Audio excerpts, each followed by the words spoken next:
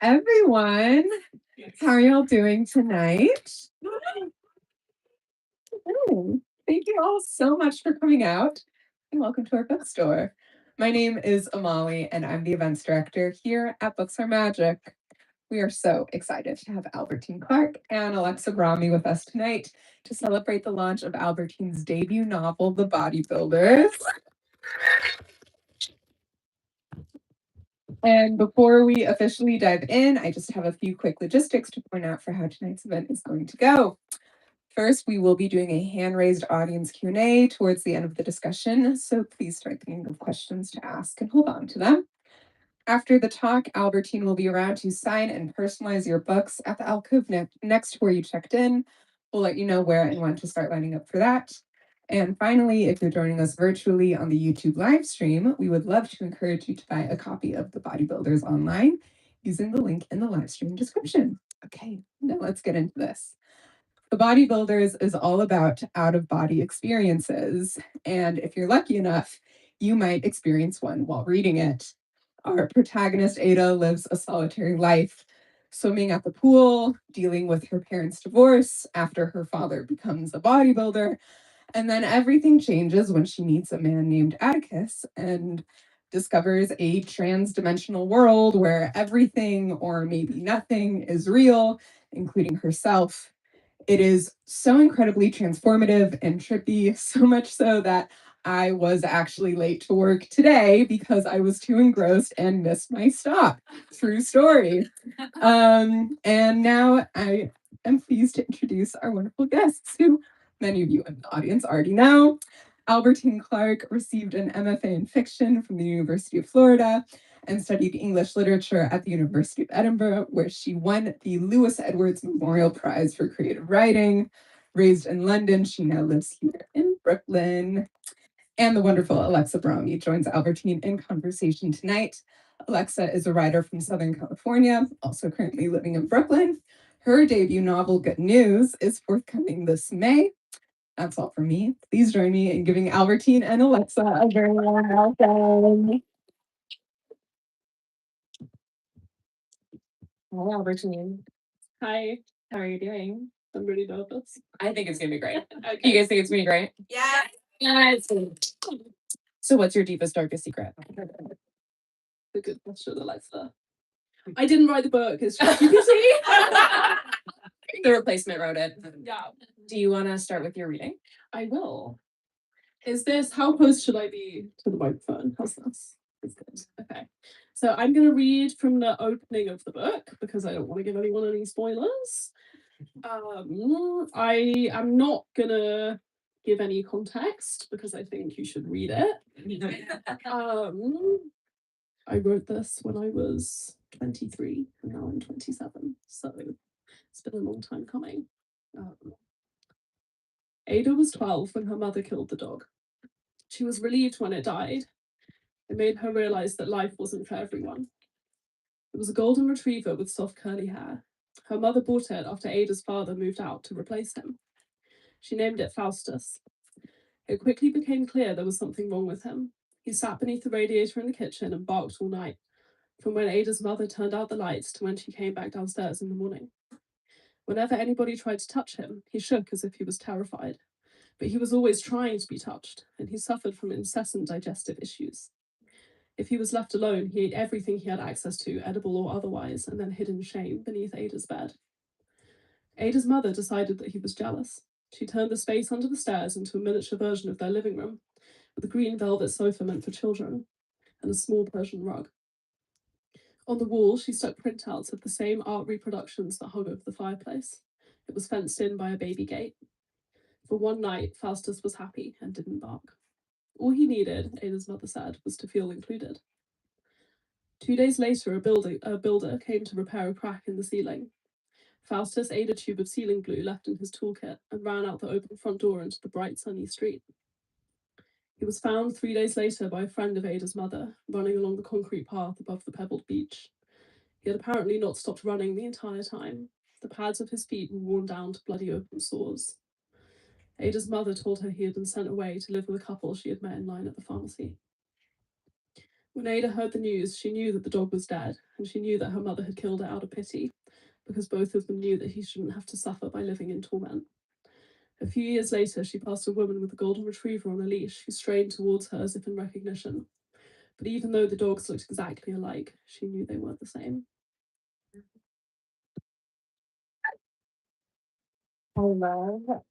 I love your opening and I love your ending. And I think it's very hard to take off and it's very hard to land plane. And you did it very beautifully. Thank you. I do think the opening section is sort of like a microcosm of the entire book. Yes. Yeah. And was that intentional? Yes. I think I struggled with the opening a lot. It went straight into the kind of Atticus. So for people who haven't read the book, the main character Ada has a relationship with this old man called Atticus. And I started the book like really with them meeting, and it felt like it's kind of random and it needed some framing. And we in Florida had a teacher, wasn't my teacher, but taught the program, called Paget Powell. And his advice was kind of handed down, even though he'd left the program. And his advice was the first paragraph of the book should contain the entire book, which I don't necessarily agree with, but for me was really helpful. Like I've read books that don't do that are fantastic, but for me, as a way of contextualizing what was going to happen, because the book is quite structureless, I think I needed an opening that gave the reader a key to what the book is about, kind of emotionally. Yeah. I think structureless is such an interesting like opening into this book because on the one hand it's structureless but also it's in 4 parts. Mhm. So it's like you're sort of handheld through the experience of the structureless oblong that we get to see in the facility. But was that also something you knew about the novel as you were writing it, that you wanted to do it in parts? Yeah, definitely. Like the book I've written now, my most recent one is in chapters, but when I was writing the bodybuilders, I felt really like I didn't like chapters didn't really make sense to me, and I also didn't want to break it up that way. I wanted the sections to be really immersive and really like once you start reading, you kind of can't get out until I choose, you know. And I thought the sections, I also wrote the first section as a short story, and then it turned into a novel, so it made sense. Yeah, I know that. and it's it's a nice guide. It's like here are the parts. They're all doing different things, you know. I think before we get really in the weeds, we should talk about the speculative element in this book. Yeah. So Ada, as you introduced us to, is born with something in her mouth that she suspects is a device and she's being observed, but she's not too worried about it. But she does notice it and does sort of deduce that on her own. And then when she meets Atticus, this sort of suspicion is confirmed. Can you talk about what came first as you were writing this book? If they were meeting at first, did that speculative element exist when you had them meet the first time, or was this more straightforward, you know, older man, younger woman, that's going to be the story and I'm sticking to it?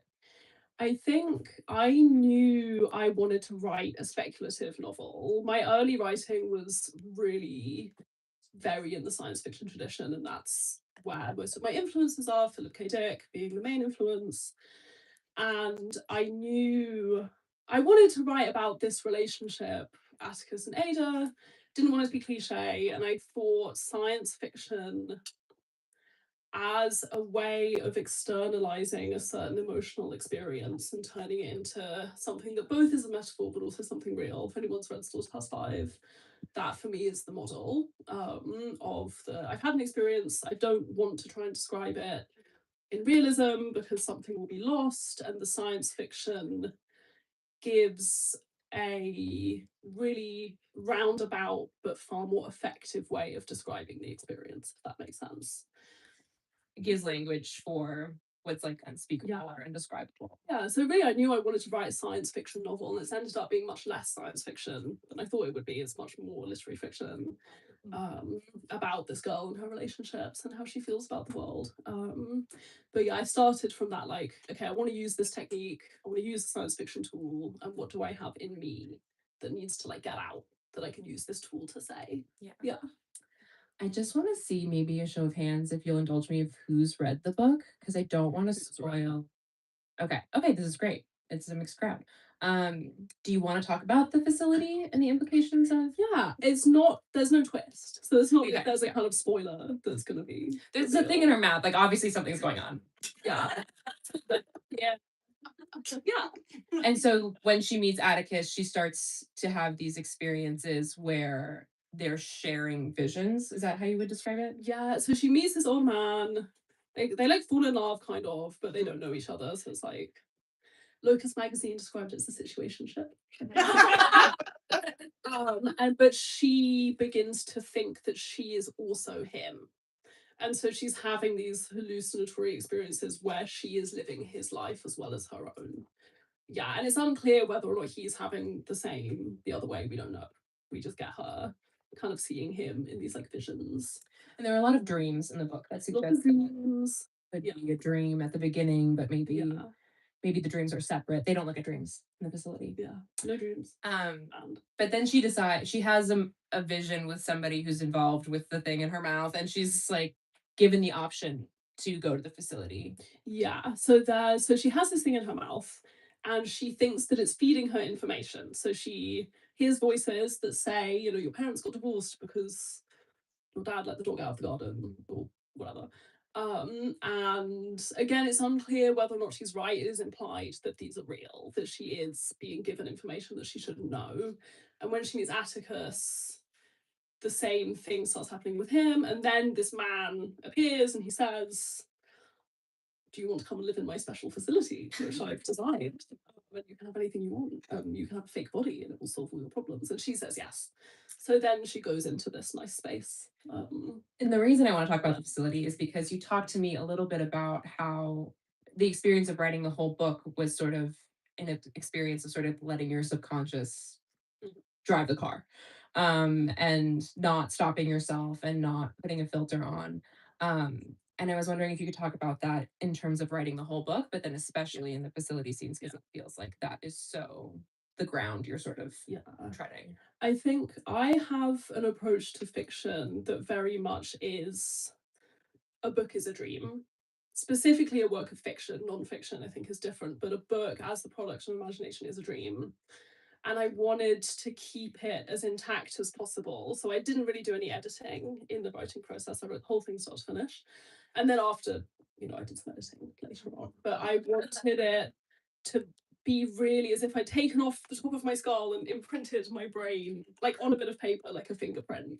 Like, this is me, And I felt like if I thought about it or if I analysed it too much, that link would be broken. So a lot of the images in the book, especially in the facility, which is really the science fiction bit where kind of anything can happen, those images, like I imagine it as like a direct channel between my interior world and the page. Yeah. Was that scary? It was really scary. Yeah. It was really difficult and very revealing, and writing the book was difficult, and it probably would have been easier to come up with something that shielded me a little bit more. I mean, the book is not autobiographical, but the feelings are, of course. Like, it's about a young woman who wants to be a science fiction writer and all of her feelings. And you were saying you wrote most of this, you wrote the entire thing during your MFA. Yeah, I wrote 2 books during my MFA. This was the first one. Albertine just turned 27. And he's so annoying. And you can all be annoyed with me. I lived in Florida and I had nothing to do because I was a student, so I couldn't get a job because the government doesn't let you do that. So I really had unlimited time and space to think about these things. And I mean, thank God. Well, yeah. I think my question is really like being in that MFA space, you're taking a lot of risks with the science fiction novel and also just letting your subconscious be on the page. Do you want to talk about your experience sharing that work and how it shaped the book? I mean, the feedback I got in my MFA was amazing, and the book would not have been published without that. It also was really difficult to, like, the book is not for everyone, and I think I struggled quite a lot trying to get people to understand what it was I was doing and telling the difference between people saying it's not working and thinking that they're right, and then also not letting yourself be discouraged. Like, it's a really, really difficult line to walk of trying to, like, being discerning about the advice you're given. And workshops are weird because they're also quite, there's something very dreamlike about them and these people interacting with the material you've created in a very direct way. Yeah, it's kind of, it's like the facility almost, like you're all in this big court. You've gone down, this is one of the rooms in the facility, Yeah. is a workshop. Yeah, I mean, it's also quite like therapy. It's quite like go to church. I mean, it's any space where you're interacting with your imagination along with a set of other people who are all doing the same thing. It's also a cult, you know, it's the same, like, it's very intense, very intense.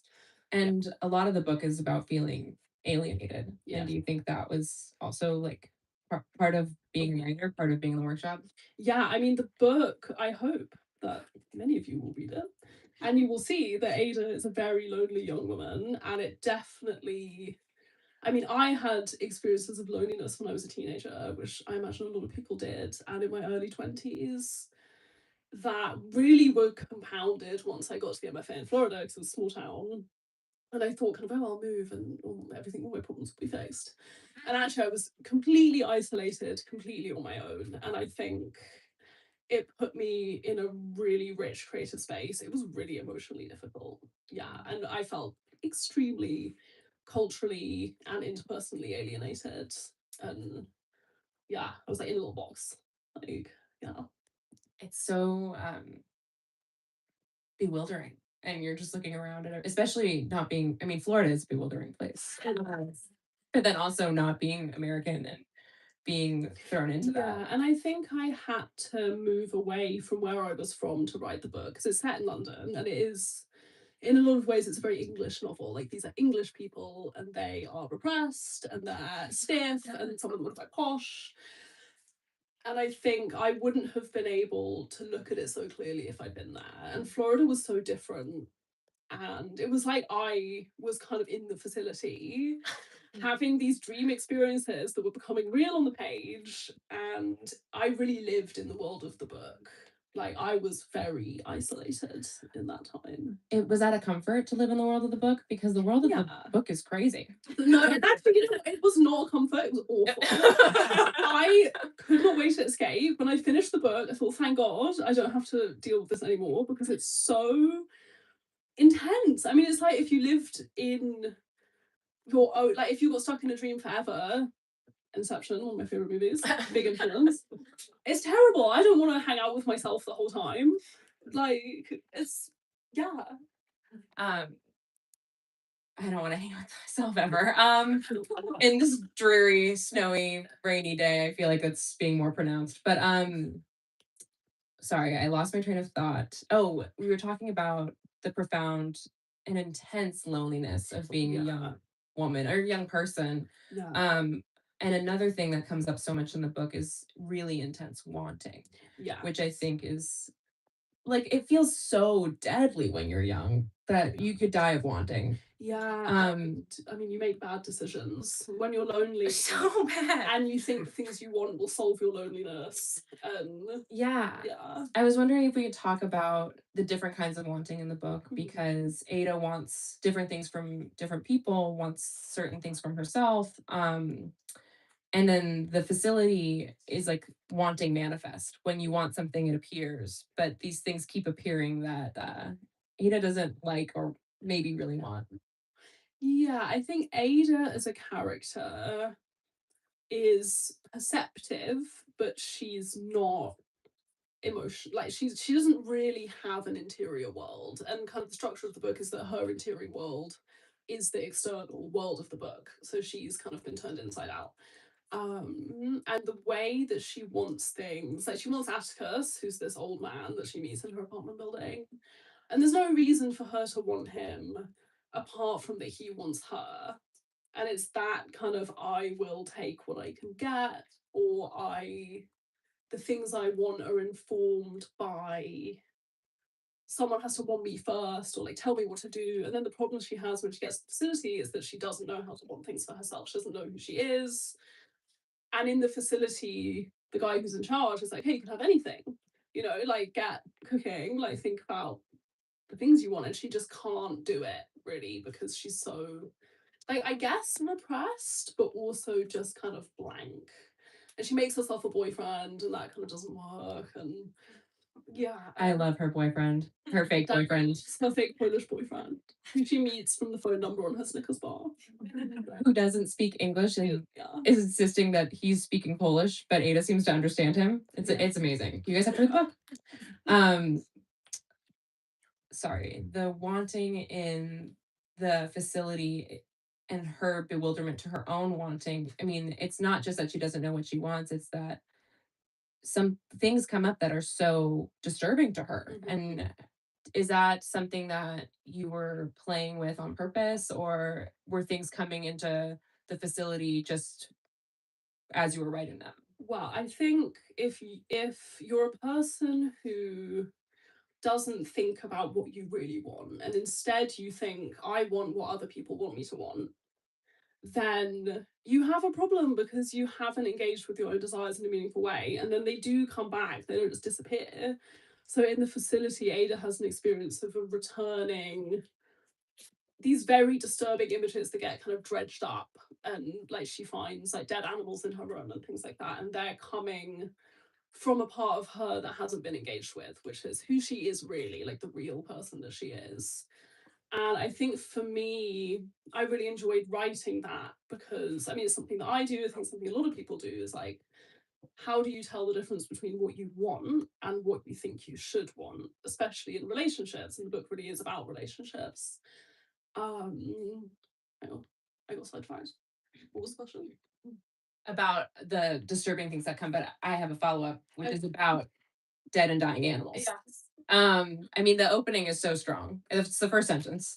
Your mom killed the dog. Ada's mom killed the dog. And the dead animals are appearing in the facility.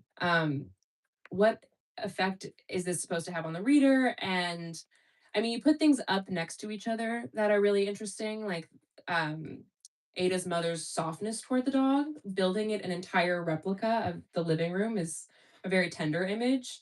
And you put it up against the open sores of the paws. And then same with the horrible mouse in the facility that's dying. It's from Darius's story, and Darius is a very sort of like sweet, bumbling character. So these images come up next to each other. Was that on purpose? And what? And like second question is sort of, what's your attachment to animals? Well, I had a lot of pets when I was a child that met sticky ends. The dog, our dog, it ate a tube of sealing glue and it ran away. My mother did not kill it. But it, I mean, I was like 12, and what happened to this dog, I think was actually just really traumatic. And I felt like it was my fault in some obscure way. You guys had hamsters that kept dying, and like we'd have these hamsters and they'd all be in different cages, and you'd go down in the morning, they were like all dead. It was terrible. Turns out our house was too cold and we killed the hamsters. But I thought that I was so unhappy that I had killed the hamsters with my feelings. I know, it's okay. It's okay. It's fine. They're only hamsters. They're only and there was some guinea pigs. Just like, so I had a lot of, and I love animals. I love them.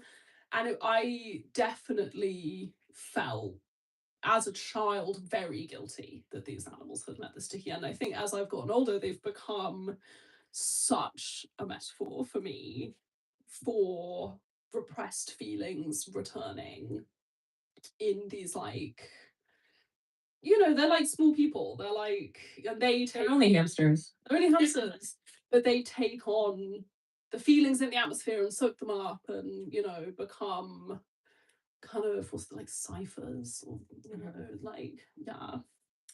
And you were talking about how they come up because she's so not in touch with what she wants, and so like painfully trying to discover that. Do you think towards the end of the book things are changing for Ada, or is she down a Without hopeless path? Spoiling too much, we end up with two Adas, and one of them is in this kind of parallel universe, which is the facility, and one of them is living a life in London. And you could say that one is more successful than the other, and the one we end up with kind of is managing to live a life. She manages to have a relationship with Patrick, who's kind of man her own age, who's quite nice. Lovely young man. Patrick is good and bad, though. I think we need to acknowledge that he's limited. Based on my friend Oh, man, you're so great. Patrick has no flaws. Man, it's okay. It's I can't wait to meet you. loosely based on my friend Anne, who's a playwright. He knows this, so it won't be any surprise to him. Patrick, and the choice of Patrick, people in workshop said, Patrick's an interesting character because he's the one she should choose. He's like her age, he's a writer, instead of this like random old man from California who she's obsessed with. So she chooses Patrick, and then right at the end, actually we won't give it away, but we get a little sign that all is not well with Ada. I love it. I love the little sign. Well, it's like closely, everybody. Who's read the bell jar? Okay, Brad. So at the end of the bell jar, I mean, the bell jar nearly is a happy book because she gets better, and right at the end, you think she's okay, and then she says, the bell jar's been lifted, and at some point it will come down again, and I will be trapped, and the whole process will begin again. And then you turn over the page, and it says Sylvia Plath killed herself, year after finishing the book or whatever it is, and that. I mean, it really, when I read that book, really struck me. And I wanted to do a similar thing. I didn't want Ada to get off kind of scot-free, because that's not how it works, I wanted her to, I wanted the feeling to be a kind of totally elliptical. You don't really know what's going to happen. You could read it several ways, but she's not okay. Nothing has really changed, I think. Sorry, that's quite depressing. But yeah. Do you have a way that you I'm not going to ask you to tell us what that way is, but do you have a way that you feel like it went for Ada? I mean, for me, the happiness at the end of the book is her ability to sustain two states of being.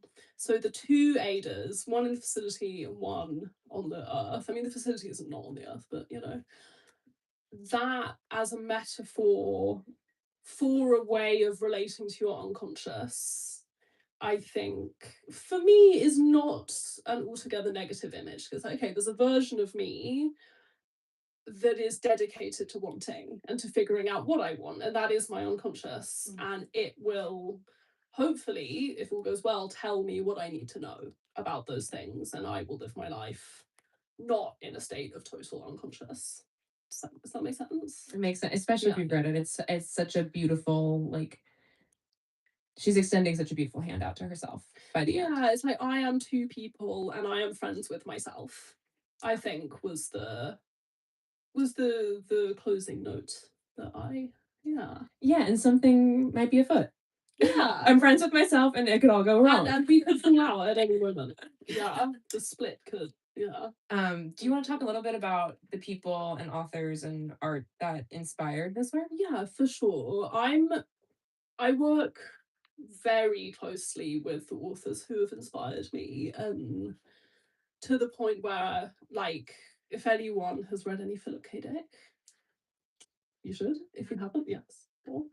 So Philip K. Dick wrote an autobiographical science fiction novel called Valis, where he talks about his experience of schizophrenia and having these paranoid delusions as if everything was real that he was imagining. So he thought the aliens were talking to him, and in the book, he's right. And that I read that when I was an undergraduate, and it just struck me as such a kind way to view yourself. And he wrote the book after he had received treatment, he was kind of okay, but not to dismiss it as madness and not to dismiss it as mental illness, but to think, I've had an experience of truth that might only relate to me. It's only my truth. It's not true for anyone else, but it is true for me. And that's what I really wanted to do. And I owe Philip K. Dick, problematic man, cancelled for his behaviour, as he should have been. But I mean, that book really changed my life. As a way of viewing my own feelings, really gave me a framework for writing. Yeah. I wonder, and this is maybe like a selfish question, but things maybe you took from authors that sort of helped in the creation of the book. I'm thinking specifically of your dialogue. I'm in love with your dialogue. Oh, thank you. I think it's very unique, and I'm wondering even if it's like signature Albertine, or if it's specific to this book and the feelings of alienation, or that they're, British and I'm American, that it feels so novel to me. But yeah, can you talk a little bit about that aspect of the book? Yeah, I think the dialogue was probably, it took the longest for me to learn. I really struggled with the dialogue. And reading Natalia Ginsburg, another one of my massive influences, really helped me here, because her novella The Dry Heart, which again the book is quite based on my book, the dialogue is just completely, no one ever says anything anywhere near to what they mean. And that's what I really liked, because that is how people speak. Yeah. And like, I think a lot of the literature I read I don't like, because people know themselves too well and they know what they want and then they just say it. And it's like, that, I've never met anyone who can do that. If they're very special if they can. And I like that she just didn't feel the need to connect the inside and the outside at all. Yeah. Like, these characters just say stuff, like completely random based on what they're seeing or like what they're up to. But somehow they're having the same conversation. Like, you are so deft at guiding the reader that it's like, I believe this is one conversation, even though you are not somehow speaking to each other. Yeah. Like, you're talking about different things, but this somehow is making sense. Yeah, because there's a kind of underlying thematic kind of pull towards it's like kind of a black hole that's drawing them all in. This stuff about loneliness and identity and Was it a lot of crossing out? Like they can't say yeah, no way one more it time? was a lot of drafts, and a lot of people say, just don't say Ada thought this and Ada thought this and Ada thought that. One of my professors was like, just take bits of prose and just put it in dialogue marks, and that's the most accurate dialogue you'll ever get. Like, just have people describe things, and that was so helpful, because that is how we speak. It's like, oh, it's raining. Yeah. It'd be so much fun. This is the best event ever. Yeah. That is what the people are actually saying, though. Yeah, so I almost took everything that was in dialogue marks and took it out, and everything that was paragraphs I put in dialogue, and that was really effective and made it feel quite weird. Were there other like almost tricks of sort of like, oh, it was just a matter of switching this? Oh, crossing out the metaphors. Camille Baudas, who taught at Florida for my first year, took a really early draft and crossed out 80% of the metaphors, and it literally made it from bad to good. It was crazy. And then it was just a question of confidence and what am I allowed to say, and feeling embarrassed. And another good piece of advice I got was, Albertine, you're writing like someone's looking over your shoulder. Just imagine no one's ever going to read it, and it's just for you. And that was also really helpful. Thinking I can't be squeamish and I can't worry about what people will think. Yeah. And one thing about, I don't know if this is happening to everybody or if it's happening mostly to young women, of you can't be squeamish because people are going to say, Albertine, is this book about you? I know. Love it. But you do have really wonderful thoughts about autofiction, and do you want to share those wonderful thoughts? It's not about me. Like, Ada is a young woman in London who writes science fiction. Like, that is intentional in that she's me adjacent, but it's fiction. And I think in a world of these quite auto-fictional, boundary blurring narratives, it's really important to be able to say that something's fiction, because for me, the idea that people will read my book and think that Dan is Patrick, that would be so upsetting. Yeah. I value imagination really highly, and I really value people doing the work of putting things into imagination and not just saying, this is how it was, that's fine, that's non-fiction, right, memoir. This is how I want it to be, and I'm going to describe it as if it's how it was, which for me is a lot of autofiction. I don't know, you run into a moral grey area where it just kind of is lying.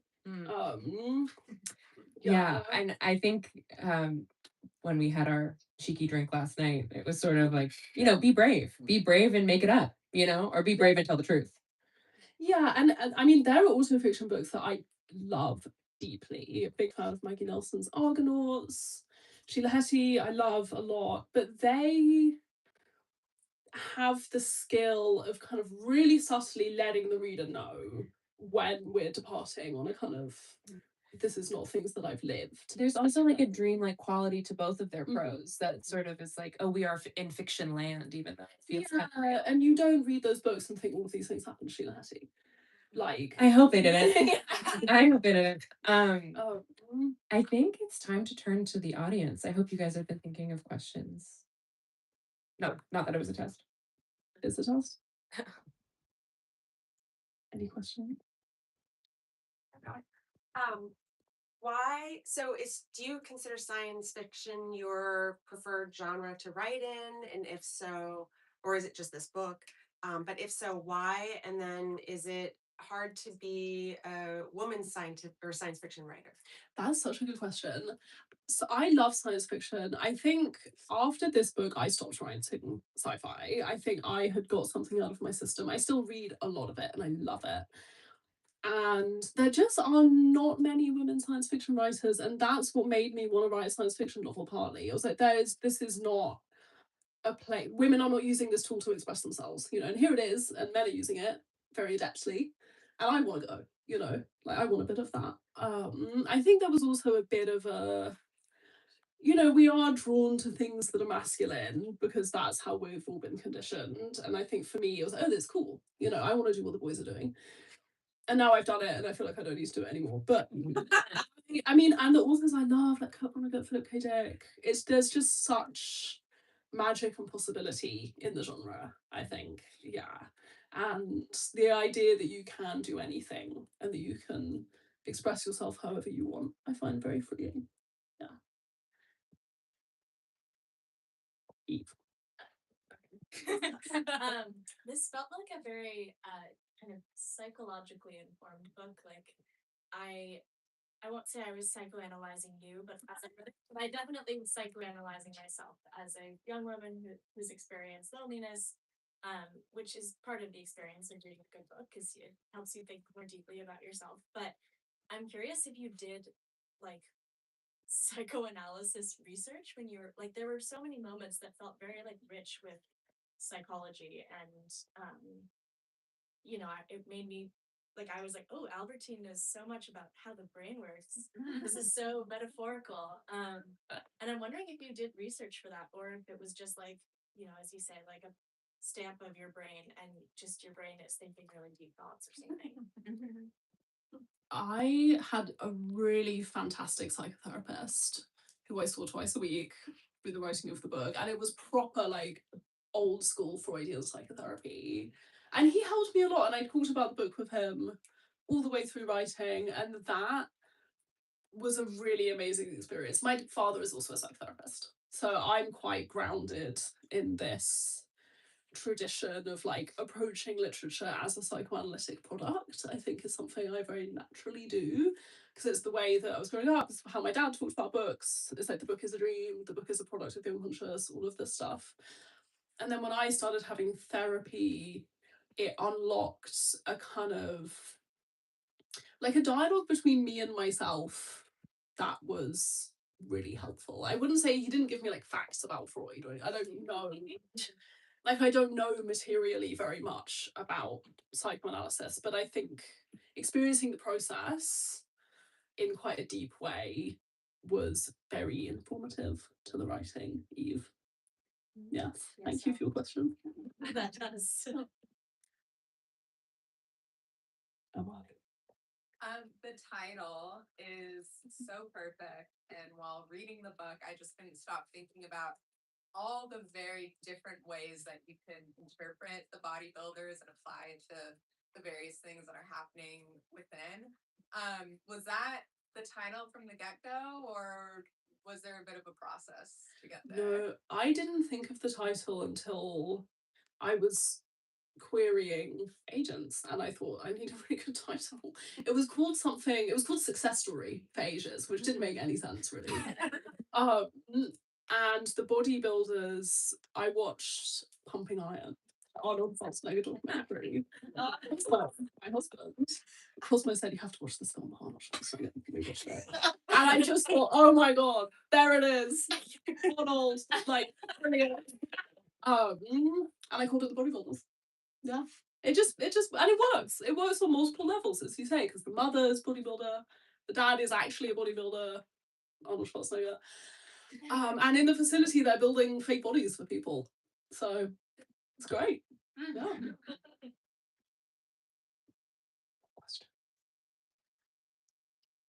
Yes. I'm curious whether or not you want to consider this autofiction. No. It's not autofiction. Oh, I mean, guys, comma. Comma.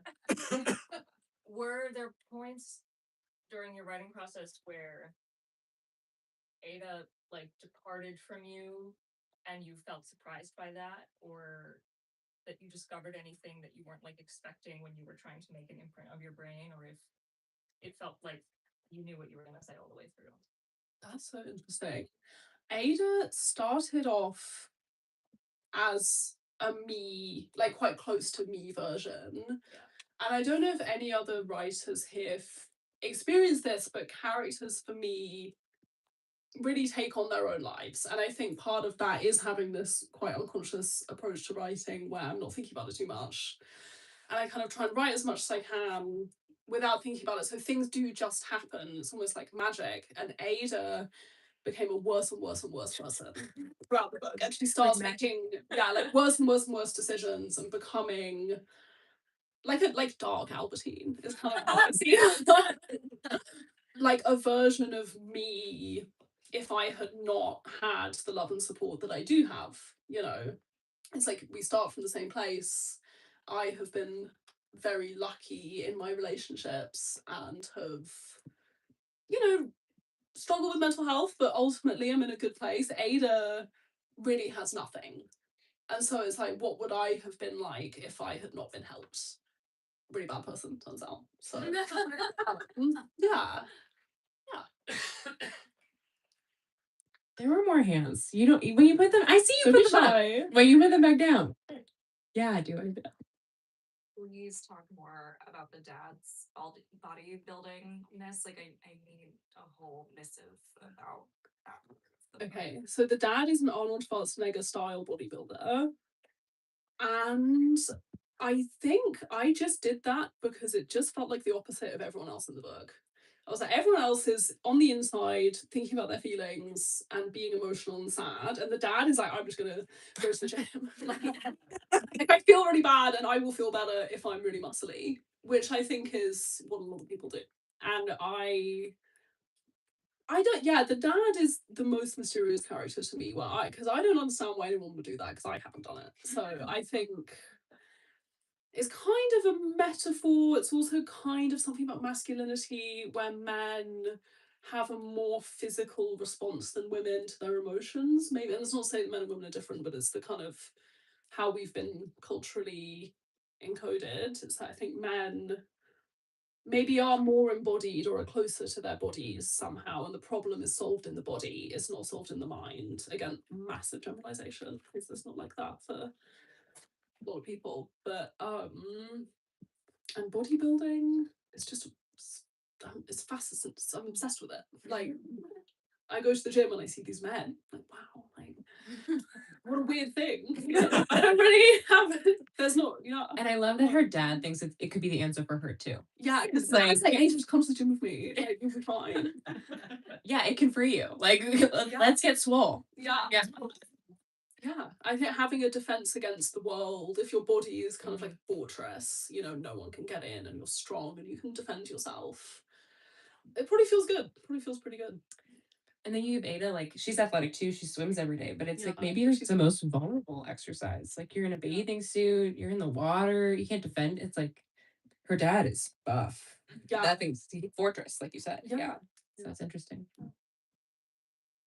Everyone's watched Pumpkinland. I'm curious about your process of choosing names because I noticed you have Ada and Atticus and you're Albertine. Yeah. I mean, that's gotta have been intentional. It's gotta, like, I think Ada, I like this palindrome. And that was important because there's two Adas and you can read her back to front, or front to back. That, I mean, it was nearly Emma, you know, there's lots of palindromic names. Atticus, I just wanted Atticus. I mean, he's a kind of charismatic writer. He's older. He's kind of suave and creepy. And I wanted to give him a name that a king would have. I was like, okay, some ancient king from somewhere hot and dusty, you know, Greece. I mean, he's really in the book. And it's a cool name. I think I just read To Kill a Mockingbird, possibly. Yeah, and then the other people's names just were completely random. I think I did name generator on Google, because that's a thing you can do. Just gives you names. Yeah. Baby. I think it's really interesting the amount of times you've used the word dream today and the way you talked about how books are dreams and how you've tried to write subconsciously. And I'm wondering if you could talk a little bit more about your process of writing and like how you were able to turn off your conscious mind. I mean, obviously you can't turn it off, but like what does that mean for you in terms of actually writing? How do you write from the subconscious? I think I just want to be clear, when I say that, I don't know if I'm actually doing it. It's just what I don't know if it's possible. It's just what I was trying to do. And for me, it was volume. I wrote a lot. I wrote the book really quickly. And I wrote between 1,000 and 3,000 words a day, which like may be a lot or not, depending on who you are. For me, it was a lot. Like I couldn't have done more than that. And I just getting it out as quickly as possible, just not giving myself any chance to second guess anything. Just like, it's here, this is what first comes to mind, so I'm just gonna say it, you know? Yeah. Again, like I don't know if you can write from your unconscious. I mean, I have no idea, but I tried and it was fun. Yeah. Bob, you had a question? Yeah, I'm sorry I haven't completely worked it out yet. It's sort of a business question. So you work on this book in an academic setting, and it's self-reflective, obviously, but it's also speculative fiction and influenced by Philip K. Dick. But then the time comes to put it out into the world. At what point does the fact that it has some aspects of speculative fiction sort of alter the way that the book is packaged, marketed, sold, the way that you think about the book?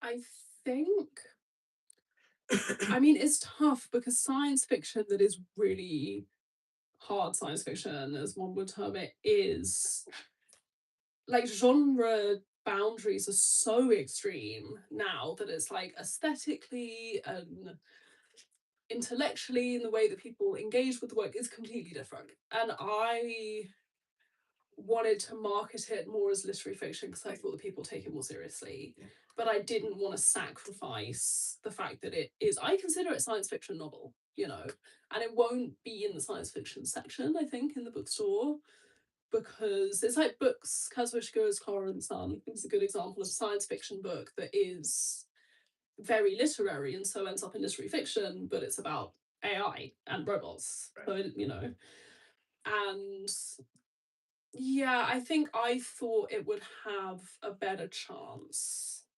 presented as literary fiction. But really, I mean, also those were decisions I made with other people as well. Like the Bloomsbury team definitely thought about this stuff with me.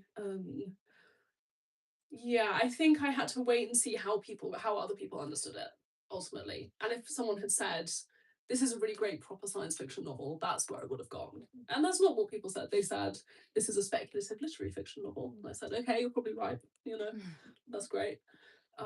Yeah, does that answer the question? Right. Cool. Well, if no one has any more questions, I have a last question. This is your first book. It's a very exciting day. You started writing it when you were 23. You're a very different person now, but I'm sure the same in a lot of ways. And it's just a really exciting day and evening. And I want to know what you're proudest of with the book. I think that's really important.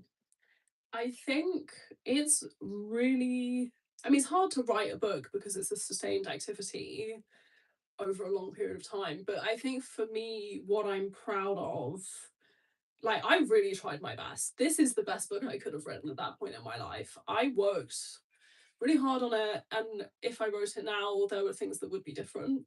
Like, it's not perfect, but I gave a really good account of an experience I was having at a certain point in my life. And it's an honest account. And I'm proud of myself for doing that. Of you. Yeah, and I hope people find meaning in it.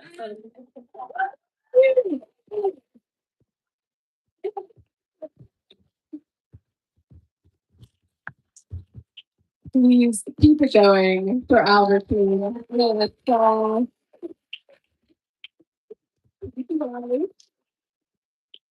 These are two women who are often up here where I'm standing introducing writers, and tonight, for the very first time, they got to sit in the author chairs and talk about their book, or Albertine's book. But I have to give a shout out to Alexa, whose book comes out in May, and you can pre-order that tonight. And you can buy The Bodybuilders, so do both, and then in a couple months you'll have another fantastic debut novel to read. If you're still with us on the live stream, you can buy a copy by clicking the link in the description. Albertine's gonna be signing some books. That's gonna be happening right where my coworkers and Mike slash boss is waving and pointing. Yes, back there. So we're gonna ask that you all please gather all of your personal belongings with you, line up down the center aisle, come around to the wall. We will get Albertine set up back there, and that will be that. Have a great rest of your night. Let's give these two one last round of applause.